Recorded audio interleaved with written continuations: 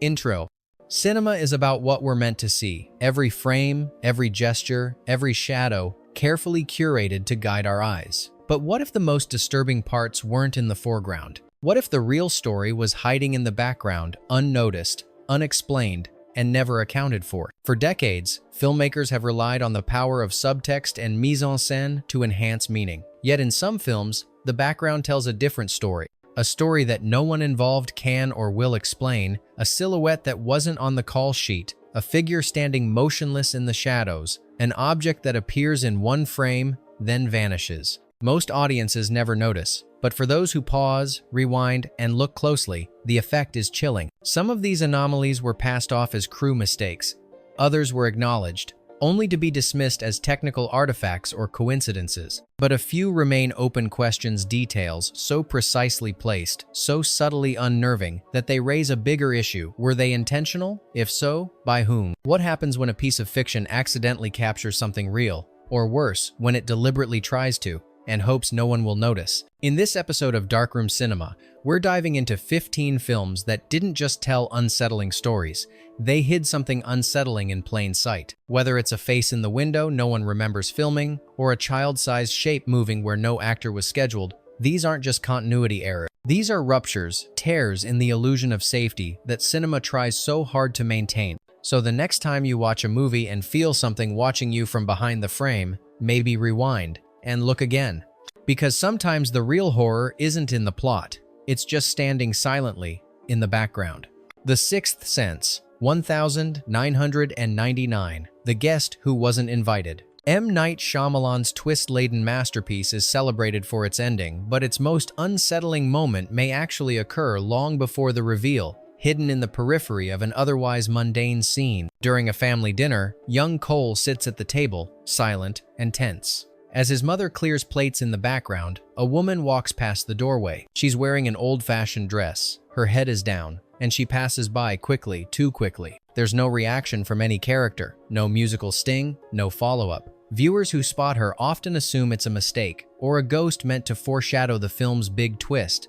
But the timeline doesn't line up. This woman doesn't match any of the ghosts revealed later. Her clothing style suggests a much earlier era, and her face is never shown. Shyamalan has never commented on the moment. It's not in the script. It's not in the shooting breakdown. And yet, it's there, buried just deep enough to feel unintentional, but shot with too much precision to be a fluke. What makes it Hasson on this list isn't just the ghostliness of the figure, it's that it challenges the film's own internal rules. It's not part of Cole's ghost vision, it's part of ours. And if that's true, what other ghosts did we see that Cole didn't? The Blair Witch Project, 1999, The Man in the Trees. Much has been said about the Blair Witch Project, its viral marketing, its found footage realism, its legacy as one of horror's most iconic experiments. But buried within its shaky camera work and chaotic nighttime sequences is a moment that few have noticed, and even fewer have explained. In one of the final scenes, as Heather frantically runs through the woods at night,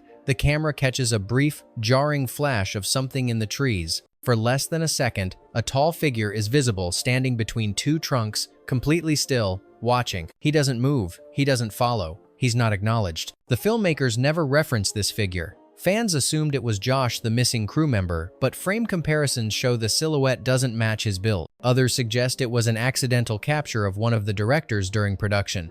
But the blocking, distance, and framing are too precise. What makes it so haunting is the silence around it. No musical cue, no narrative justification, just a form, observing, like a hunter, too patient to reveal itself. In a movie about being watched, being stalked, and being lost, this figure becomes the purest embodiment of dread, something that's always there, even when you're not meant to see it. So was the Blair Witch ever alone?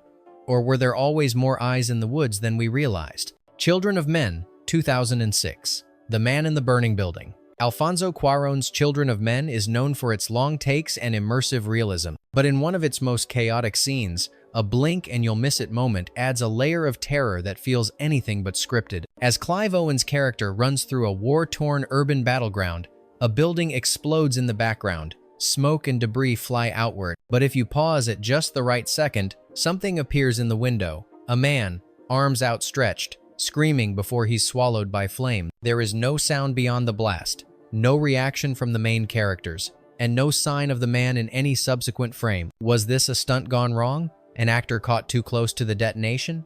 Or something inserted digitally to emphasize the cost of the world's collapse? Cuarón never addressed the moment, and the production team remained silent. But fans who dissected the sequence frame by frame insist it's real and intentional. The horror isn't just that a man dies, it's that he dies off narrative, out of focus, unnoticed, and unresolved. Because in a world that stopped caring about the future, what happens to those who vanish in the margins? Pet Sematary, 1989. The Thing in the Window. Mary Lambert's adaptation of Pet Sematary is soaked in dread, but one moment goes unnoticed by most, and once seen, it redefines the film's tone entirely. In a quiet scene, Louis Creed sits in the living room, wrestling with guilt. The TV hums in the background. Outside, the yard is still, and in the reflection of the glass patio door, something moves. It's faint, a small figure walking from left to right, too short to be an adult, too slow to be dismissed as a shadow. It happens behind him, unnoticed, just as he lowers his head in defeat. Some fans argue it was Gage, already returned far earlier than the script suggests. Others say it was a crew member whose movement was accidentally captured in the reflection, but neither theory explains the precise height, posture, or eerily smooth pace of the figure. Lambert, when asked, said only, "We wanted the grief to bleed into the frame even when it didn't belong there." Was the reflection a visual metaphor, or a leak something dead returning before it was called? And if Gage was already watching, what else had already come back? Zodiac, 2007. The Extra with no call sheet. David Fincher's Zodiac is meticulous in its attention to detail, an investigative thriller where every newspaper, clipping, phone call, and map coordinate matters. So when something appears in the background without explanation, it's impossible to ignore. In a diner scene midway through the film, Jake Gyllenhaal's character is lost in thought while reading over case files. In the booth behind him, a man sits alone, sipping coffee. He's partially obscured by shadows, but his stillness is unsettling. He never eats, he never moves, he never blinks, and then he's gone. The next time the camera cuts back to Gyllenhaal, the booth is empty. There's no visible transition, no cue that the man left, no break in the scene's continuity, just presence, followed by absence. Fans and amateur sleuths dove into the production stills and extras lists, but the man doesn't match any credited actor or background performer. Some argued it was a reference to one of the Zodiac's many police sketches, while others believed it was an editing error, a missing cut. But this is Fincher. Errors don't survive his process. So, was the man ever really there? Or was he inserted digitally, a specter haunting the frame to mirror the killer's elusive nature? And if the background can't be trusted in Zodiac, then how many times did the killer already appear without us knowing? Signs, 2002. The Birthday Visitor. M. Night Shyamalan's Signs is remembered for its themes of faith and fear, but one scene in particular traumatized a generation of viewers, not for what it showed, but for how it showed it. In a home video segment played on the news, children at a birthday party in Brazil capture something unexpected. As they point the camera toward an alley behind their house, an alien figure suddenly strides across the gap. It's brief, jagged, uncanny, and horrifying in its simplicity, but frees the frame at the exact moment before the creature steps out. And there's something even more chilling. A small, pale hand already visible around the corner. It lingers there, just a beat too long before the body emerges. The hand shouldn't be visible, the timing is off. The movement is unnatural. Some viewers claim the hand is a production slip, an actor mistiming their cue. Others argue it was placed intentionally to heighten unease. But the fact that it blends into the shadows so seamlessly makes it more sinister than any jump scare. The creature is scary, but the hand, that quiet, premature intrusion, is what stays with you, because it suggests the alien wasn't just passing by, it was already watching. So what else might be hiding just off-frame in scenes we think we've already memorized? The Shining, 1980. The Impossible Window. Stanley Kubrick's The Shining is famous for its spatial anomalies, but one particular detail continues to provoke debate among architects and horror theorists alike: the manager's office window. Early in the film, Jack Torrance meets with Stuart Ullman in what appears to be an interior room. No hallway leads to it, no exterior wall surrounds it, and yet, behind Ullman's desk is a window, with daylight streaming in. On a set meticulously built for controlled geography, this shouldn't be possible. Fans began mapping the Overlook Hotel, using floor plans to trace movements and verify layouts. Every time, the same conclusion emerged: that window cannot exist. Kubrick never commented, but given his notorious precision, few believe it was accidental. Many interpret it as the first crack in the Overlook's reality, a visual signal that the space is unstable, untrustworthy. Others see it as a trick meant to subconsciously unsettle the viewer before any overt horror begins. It's not a ghost, it's not a murder, it's just a window that shouldn't be there. And that's what makes it so terrifying, because if the physical structure of the world is a lie, what else might be? And how many viewers pass through that scene without realizing they had just entered a spatial impossibility? Black Swan, 2010. The Mirror That Lied. Darren Aronofsky's Black Swan is a hallucinatory descent into obsession, doubling, and identity fracture. But one of its most disturbing moments doesn't involve Nina's transformation. It happens quietly, in a mirror. During rehearsal, Natalie Portman's character sits in front of a mirror, exhausted, shoulders slumped. She moves her head slightly, and her reflection just for a split second doesn't follow. It's so brief, most viewers never register it. But once noticed, the violation is clear. The reflection is independently animated. It reacts late, almost smugly, as if it's aware of the viewer's presence, as if it knows it doesn't belong. The moment wasn't a digital glitch or an editing mistake. In interviews, Aronofsky admitted to using digital manipulation to insert micro-surrealist elements throughout the film, designed to destabilize the audience on a subliminal level. This wasn't the only mirror to misbehave in Black Swan, but it's the one that lingers, because it suggests something far more unsettling than body horror: the loss of trust in one's own perception. In a world where reality is fluid, the mirror, once a symbol of truth, becomes a conspirator. Is Nina hallucinating? Or has the audience become complicit in her unraveling? And if we can't trust a mirror, can we trust what we saw in any frame of this film? The Others, 2001. The Hands That Shouldn't Be There. Alejandro Amenabar's The Others trades in shadows and silence, using restraint to great effect. But within that quiet elegance lies one shot that still puzzles fans decades later. In the scene where Nicole Kidman's character is chasing the mysterious intruders through her house, she enters a long hallway. The camera moves with her. The lighting is dim, flickering with candlelight, but frees the frame just before she rounds the corner, and you'll see it: two hands, low to the floor, grasping the molding near the baseboard. They don't belong to her, they don't move, and they don't show up again. No characters are crawling, no children are hidden. The hands are pale, veined, and stiff, almost mannequin-like. Some fans speculated they were part of a deleted scene or a mispositioned prop. Others were convinced they were the hands of a child ghost never fully revealed in the film. Amenabar, when asked, refused to comment directly. "What you see is part of the world of the house," he said. "Some things aren't meant to be explained." And that's what makes it so chilling, not the presence of something supernatural, but the complete lack of narrative justification. The hands aren't there to scare you, they're just there, as if they always have been. So if you missed them the first time, what else might be waiting in the dark corners of this film? Gone Girl, 2014. The Man in the Frame. David Fincher's Gone Girl is a cold, calculated thriller about manipulation and perception, but one moment in the background feels like it belongs in a ghost story. During a montage of Ben Affleck's character preparing for a press appearance, the camera sweeps across the living room. On the far left of the screen, near the edge of a mirror, something strange happens. A man's reflection appears. He's not Affleck. He's not moving. He just stands there, blurred but undeniably present. No character acknowledges him. He doesn't match anyone seen before or after. The moment is short, barely a second, but fans immediately notice something was off. Fincher is notorious for obsessing over control in his shots. So, how did this get through? Was it a crew member accidentally caught on film? Or was it something more intentional, perhaps a nod to the surveillance theme? Or a visual metaphor for the unseen forces shaping the narrative? When asked about it, Fincher gave a typically cryptic answer: "Everything in the frame matters, even the things you think are mistakes." This response did nothing to dispel theories. Some claim the reflection is a subtle nod to the duality of perception. Others insist it was a genuine anomaly that Fincher cleverly reframed as intentional. Whatever the truth, it remains one of those cinematic artifacts that shouldn't be there but is. So is it a mistake?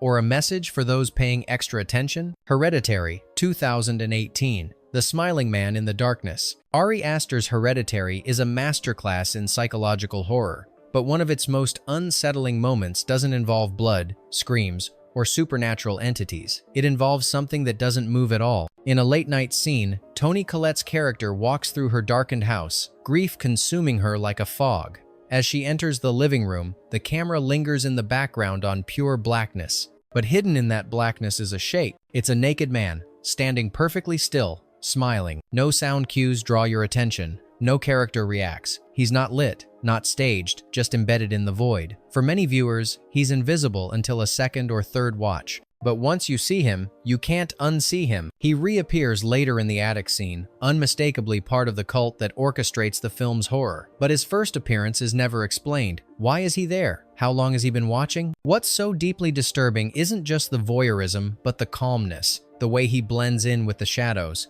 the way horror is redefined, not as an attack, but as surveillance, as quiet, malevolent observation. Astor later said, "There's no better way to scare someone than to make them feel like they're not the one doing the watching." So how many frames of this film contain watchers we never noticed? And how many more films have figures hidden in plain sight, simply waiting for us to find them? Insidious, 2010, The Man Behind the Curtain. James Wan's Insidious thrives on atmosphere. Its horror isn't built on gore, but on what's barely seen. The film is riddled with fleeting images, strange silhouettes, and almost imperceptible intrusions. But one moment, buried so deep in the background, it's been missed by even dedicated fans, stands out for its quiet malevolence. During a domestic scene, the camera pans across the kitchen as Rose Byrne's character prepares food. She moves from the sink to the counter. Nothing seems amiss until you pause at just the right second. Behind her, in the corner where the curtains hang, a figure stands, motionless, half obscured by fabric. The face is expressionless, pale, and unmistakably watching her. There is no musical sting, no camera zoom, no acknowledgement from any character, and yet the presence feels suffocating. When fans discovered the figure after the film's release, it triggered a flood of speculation. Was it one of the demons from The Further? A crew member caught in the shot? Or an intentional plant by Wan, who's known for hiding background terrors? The director eventually confirmed the figure was intentional but refused to elaborate on who it was or why it was placed there. Sometimes, he said cryptically in an interview, the background tells you more about the haunting than the foreground ever could. What makes the moment so disturbing isn't just the hidden figure, it's how close it is, how long it's been there, how easily the film allows you to overlook it. Is horror more effective when it screams, or when it simply waits, unseen, in the corner of your screen? And if you didn't notice it the first time, what else have you missed watching your favorite horror films alone at night? The Ring, 2002, The Face in the Closet.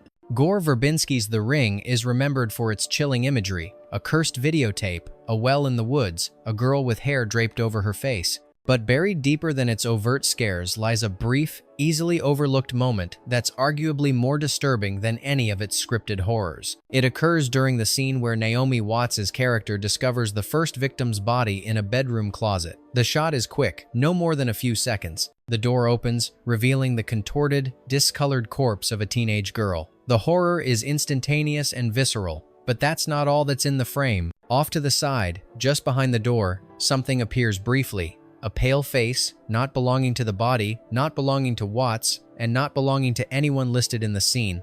It's positioned awkwardly, as if peering through the crack in the closet. It doesn't move, it doesn't blink, it simply exists, just long enough for the mind to register it before the shot ends. The studio never acknowledged its presence. Some viewers dismissed it as a lighting effect or a trick of the shadows. Others slowed the scene down, analyzed every pixel, and insisted, there is something there. To this day, the face isn't credited, explained, or even discussed by the filmmakers.